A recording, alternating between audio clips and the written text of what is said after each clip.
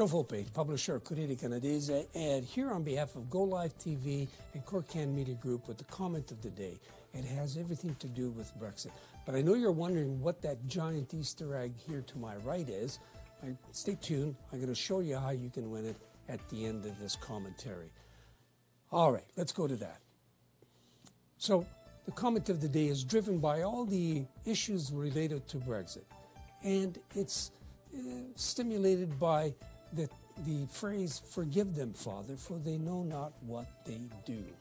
Now, these are the last words uttered by and attributed to Jesus Christ as he hung on the cross, surveying the crowd that had accompanied him to Golgotha for his execution.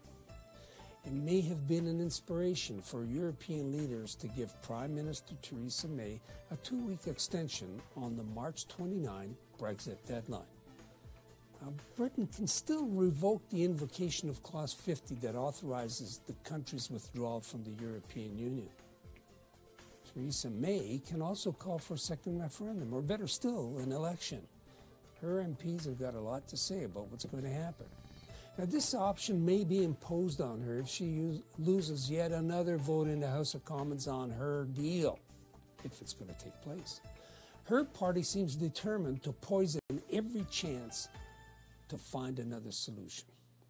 A slew of European, American, and multinational corporations has already started to plan for an exit, fearing that the consequent labor mobility restrictions, market access costs to Europe, and various and sundry anti-competitive measures that will kick in will not balance off the gains, if any, of a new standalone British economy. Now, Britain's political class is divided in timbers. Scots, Northern Islanders, Londoners are Remainers. Last weekend, they launched an online petition to abandon the Brexit initiative. Close to 5 million people, as of the day before, it's now surpassed that, signed on in 48 hours. A further 1 million took to the streets to implore Prime Minister May to pull back from the brink. Pro-Brexiters have been flailing it about with all the certainties one expects from charismatic, quasi-religious zealots. The world knows them through the utterings of Nigel Farage and Boris Johnson, a duo that rivals the duet of Donald Trump, Kim Jong-un for discordant notes. They have caused the unleashing of ethnic and racial hostilities that will provoke forced exits of hundreds of thousands of Europeans who have yet to register for permanent residency in the British Isles. Until Brexit, or its vote, of June 2016, they hadn't felt the need to do so because the Schengen Agreement guaranteed unrestricted free market labor mobility among other members of member states in the European Union under the Schengen Agreement. Some estimates place the number of expats from Poland, for example, under threat of removal from Britain at close to 1 million residents, Portuguese at 400,000, and Italians at about 500,000. The popular press has documented some particularly disturbing displays of odium targeting Poles.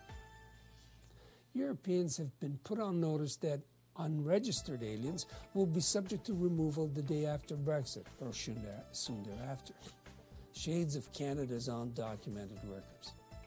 But Canada's immigration minister is immune to capitalizing on this opportunity, as he is to resolving the domestic issue prevailing in Canada. On the flip side, long-time residents / citizens in Lesser Britain are looking to salvage whatever benefits accrue to membership in the European Union by seeking citizenship, wherever it's allowed, in a second country. A dual citizenship with a EU member state would permit them to apply for and receive a European passport and thus enjoy the benefits such a passport will provide on the continent. Brits of Irish descent who can prove their ancestry originated in the Republic of Ireland, dating back to their grandparents, may apply for Irish citizenship and passports. The UK Guardian reports that 100,000 did so in 2017. A further 200,000 followed suit in 2018. Irish authorities have had to increase the number of consular intake officials to deal with the demand. Applications are apparently pouring in at a rate that suggests last year's total will be easily surpassed. They'll be busy for a while yet. There are an estimated 6 million with Irish ancestry who may legally take advantage of this opportunity. It's expected they'll vote with their feet.